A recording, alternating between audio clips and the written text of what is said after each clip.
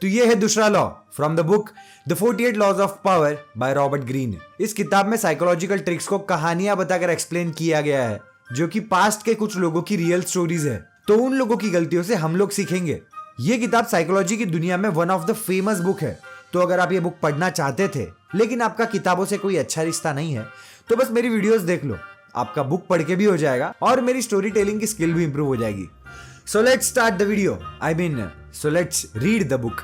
Second law ये कहता है never put too much trust in friends और learn how to use your enemies, जिसका सीधा सीधा मतलब है कि अपने दोस्तों पे अंधा विश्वास मत करो और अपने दुश्मनों का आप अपने फेवर में कैसे इस्तेमाल कर सकते हो। मान लो इन फ्यूचर अगर आप कभी अपने दोस्तों के साथ प्रोफेशनली कोई काम करने की सोच रहे हो या कोई बिजनेस शुरू करने का सोच रहे हो तो तब आपको एक कॉमन प्रॉब्लम आएगी जो है बाउंड्रीज। आपको ये पता ही नहीं चलेगा कि कब इसे दोस्त की तरह ट्रीट करना है और कब इसे बिजनेस पार्टनर की तरह, और इस वजह से हो सकता है कि आपकी दोस्ती टूट जाए या आपका बिजनेस फ्लॉप हो जाए।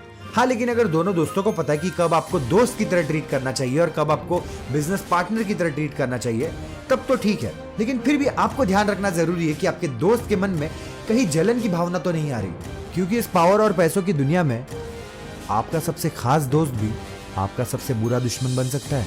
तो पहली कहानी है बाइजेंटाइन एम्पायर के एक राजा की जिसका नाम है माइकल III और उसका दोस्त बेसिलियस की। तो पहले जान लेते हैं माइकल के बारे में। माइकल के पापा खुद एक राजा थे, लेकिन एक जंग में उनके मौत के बाद उस राज्य की जो जिम्मेदारी थी उसकी माँ के पास चली गई थी, जिनका नाम था थियोडोरा। माइकल जब बड़ा हुआ तो माइकल के चाचा और माइकल ने डिसाइड किया कि माइकल की माँ का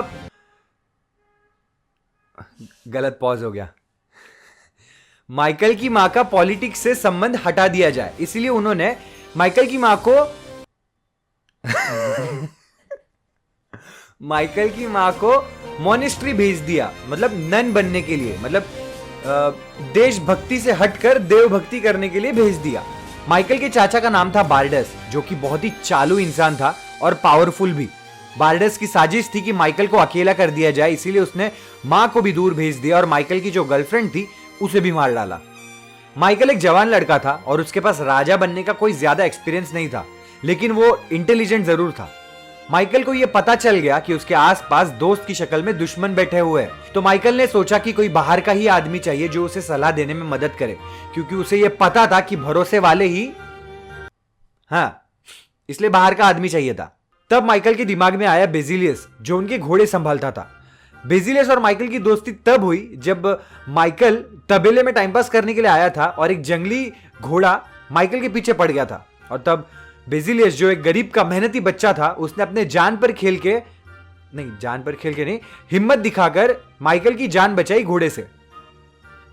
हाँ, तब उनकी दोस्ती शुरू हुई और तब माइकल ने बेसिलियस से खुश होकर उसे तबेले का मैनेजर बना दिया, मतलब उसको प्रमोट किया।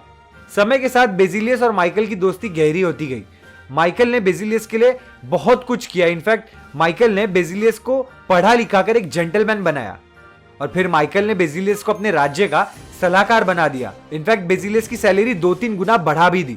तब बेसिलियस ने माइकल से कहा कि तेरा चाचा बार्डस तेरे राजगद्दी के पीछे पड़ा हुआ है, तेरे चाचा की बुरी नजर है तेरी राजगद्दी पे, वो तेरा राज्य हड़पना चाहता है, या तो तू तेरे चाचा को मार या चाचा तुझे मार देगा। तब माइकल ने बेसिलियस की सलाह सुनी और उसके चाचा को मरवा देने के लिए आज्ञा दी। इनफैक्ट बेसिलियस ने ही जाके उसके चाचा को मारा। जब वो लोग किसी जंग में थे और घोड़सवारी करते हुए बेसिलियस ने चाचा के पीठ में छुरा घोंप दिया। बेसिलियस और लालची बनता गया। समय के साथ बेसिलियस माइकल से भी ज्यादा पावरफुल और रईस बनता गया, और एक समय ऐसा आया कि माइकल ने जब बेसिलियस से एहसान लौटाने के लिए कुछ पैसे वगैरह मांगे होंगे, तब बेसिलियस ने एहसान फरामोशी दिखाई।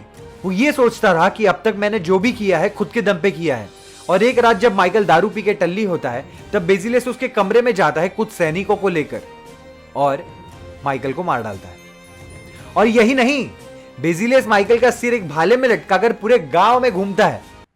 जिस थाली में खाया उसी में छेद किया, हलकट कुत्सा। अब सुनते हैं दूसरी कहानी, जिसमें हमें यह सीखने मिलता है कि दुश्मनों को अपने फेवर में कैसे यूज कर सकते हैं। तो ये कहानी है सोंग डायनेस्टी की, जिन्होंने चाइना पे 300 साल राज्य किया। हान डायनेस्टी के बाद से चाइना में एक परंपरा चलते आ रही थी, जहां पे सैनिकों में से उठकर एक जनरल बनता है और वही जनरल अपने राजा को मार डालता है।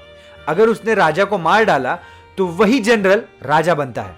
और तब से उस राजा की चलती है, सारे रूल्स एंड रेगुलेशन उसके हिसाब से चलते हैं। और फिर कुछ सालों बाद सैनिकों में से कोई एक जनरल बनता है और वही जनरल उस राजा को मारता है जो पहले भी जनरल था।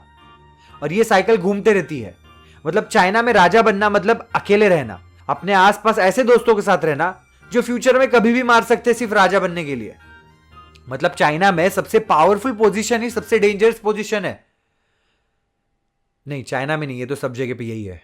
और तब इतने सालों के बाद एक जनरल निकल के आता है जिसका नाम है चाओ क्वांगिन, जो ये साइकिल ब्रेक करता है। जब ये जनरल राजा बनता है तो उसे पता होता है कि कुछ सालों बाद कोई ना कोई आके उसे मारने ही वाला है, मतलब उसकी राजगद्दी के लिए, राजा बनने के लिए, फ्यूचर का राजा बनने के लिए। तो उसने एक दिन सारे पावरफुल जनरल्स को पार्टी के नाम पे अपने राज्य में बुलाया, सबको दारू वीरू पिला के टल्ली कर दिया और फिर बाकी सोल्जर्स को कमरे से बाहर निकाल दिया। अब सारे जनरल्स की फट गई, मतलब डर गए। सारे जनरल्स को लगा कि अभी हम लोग मरने वाले, लेकिन नहीं, राजा चाओ ने बोला कि भाई लोग डरो मत। इनफैक्ट मैं भी डरना नहीं चाहता, रोज सोने से पहले डरता हूं, उठने के बाद डरता हूं, खाते समय भी डरता हूं। मैं सुख शांति से जीवन बिताना चाहता हूं। मुझे पता है आप सब लोग को राजा बनने का शौक है, आपको राजगद्दी चाहिए, हाँ आज नहीं तो कल मुझे मारने आओगे, तो उससे अच्छा अपन पहले ही मांडोली कर लेते, मतलब एक सेटलमेंट कर लेते।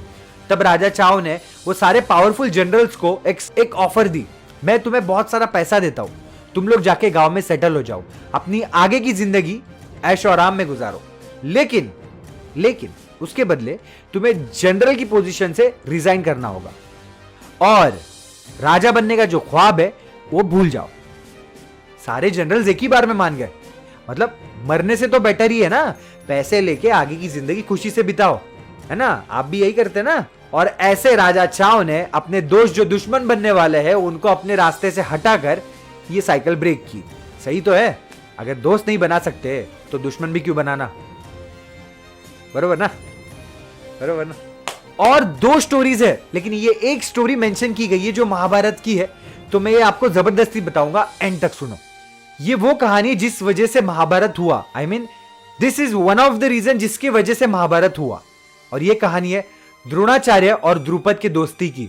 बचपन में दोनों एक साथ जब खेलते थे तब उन्होंने एक दूसरे से वादा किया था जो भी पहले राजा बनेगा वो लोग अपना राज्य और प्रॉपर्टी आधी आधी एक दूसरे में बांट देंगे। बड़े होने के बाद द्रोणाचार्य गरीब ही रह गया, लेकिन द्रुपद एक राजा बन गया। और जब द्रोणाचार्य अपना आधा राज्य द्रुपद को मांगने गया तो द्रुपद ने बोला पागल वागल है क्या ये बचपन में सोचा था हम लोग ने, ये अभी नहीं चलेगा, ये स्कीम कैंसिल हो गया, हो ऑफर चले गया। द्रुपद ने द्रोणाचार्य की बहुत इंसल्ट किया और उसे भगा दिया। द्रुपद ने कहा कि हम लोग जब दोस्त थे तब बराबरी के थे, अब हमारी कोई बराबरी नहीं है, फुट जाए ऐसे। तो इसी वजह से द्रोणाचार्य ने महाभारत होने में बहुत मदद की। इसके बजाय अगर द्रुपद ने द्रोणाचार्य को कुछ हिस्सा दिया होता तो हो सकता है कि द्रुपद भी बचता और महाभारत भी नहीं होती। समझ रहे हो? तो दोस्तों हमें इन कहानियों से क्या सीखने मिलता है? जब भी किसी दोस्त या दुश्मन के साथ काम करो तो ये चीजें याद रखो।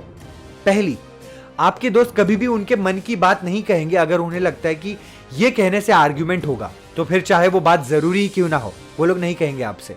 दूसरी चीज, अगर आप आपके दुश्मन को अच्छे से ट्रीट करते हो तो वो शायद दोस्त तो नहीं बनेंगे लेकिन आपका बुरा भी नहीं करेंगे। तीसरी चीज, आपका दोस्त आपका पहले से ही दोस्त है, तो इसलिए अगर आप आपके दोस्त के लिए कुछ करते हो तो उसे नॉर्मली फील होगा, लेकिन वही चीज अगर आप आपके दुश्मन के लिए करते हो तो वो शायद दोस्त से ज्यादा वफादार बनेगा। चौथी चीज, अगर आप आपके दोस्त के साथ कोई प्रोफेशनली काम करते हो तो आपको अपने दोस्त की नई नई क्वालिटीज दिखाई देगी, लेकिन आपको सावधान रहना पड़ेगा। हो सकता है कि वो उनके मन में कुछ गिले शिकवे पाल रहे हो, तो सावधान रहे, सतर्क रहे। पांचवी चीज, हमेशा काम करने के स्किल्स ज्यादा इंपॉर्टेंट होते ना ही आपके दोस्त की feelings.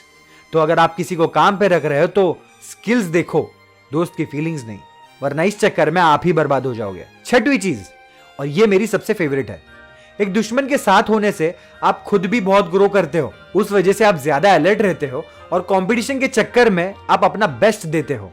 So guys, that was Law 2 from the book The 48 Laws of Power by Robert Greene।